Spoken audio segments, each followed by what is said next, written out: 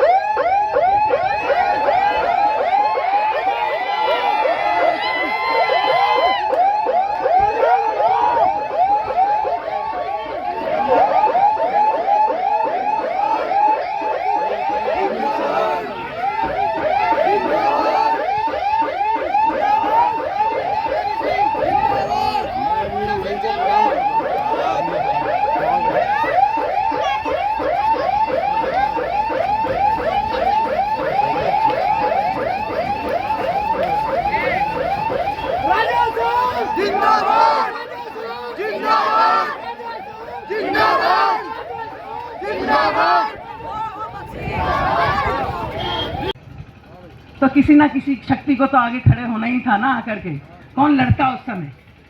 सही चैनल से कैसे बात करनी थी, कैसे हम लेकर आते थे। देखिए, शक्ति का प्रदर्शन हम सबने भी किया, लेकिन उसके साथ साथ हमने अपने दिमाग का भी प्रदर्शन किया कि किस तरीके से शक्ति के साथ समझदारी, दोनों चीज़ों को हम लेकर के चले और तभी हम कुंवर साहब को बाहर ला पाए।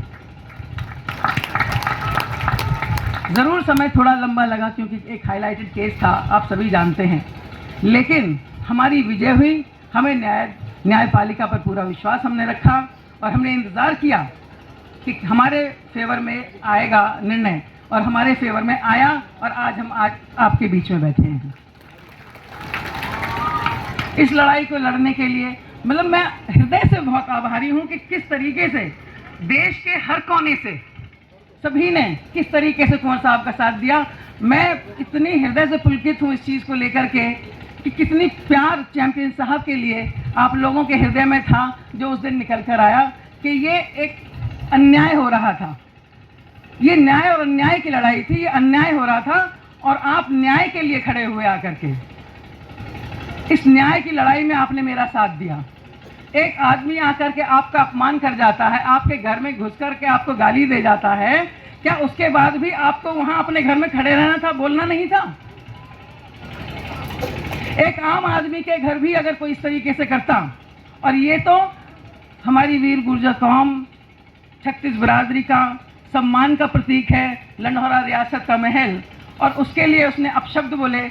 मुझे तो बर्दाश्त नहीं हो पाया और आप लोगों को भी बर्दाश्त नहीं हो पाया, और उसके सम्मान के लिए हम सब खड़े हुए। एक आम आदमी जिसकी कोई औकात नहीं है, वो आकर के आपके घर में गाली देकर चला जाए, क्या उसके बाद भी आप हाथ पे हाथ रख के बैठे रहते? हाथ पे हाथ रख के बैठने वाले तो हम लोग नहीं है साहब। हमारी बिरादरी कह लीजिए या क्षत्रिय कौम कह लीजिए।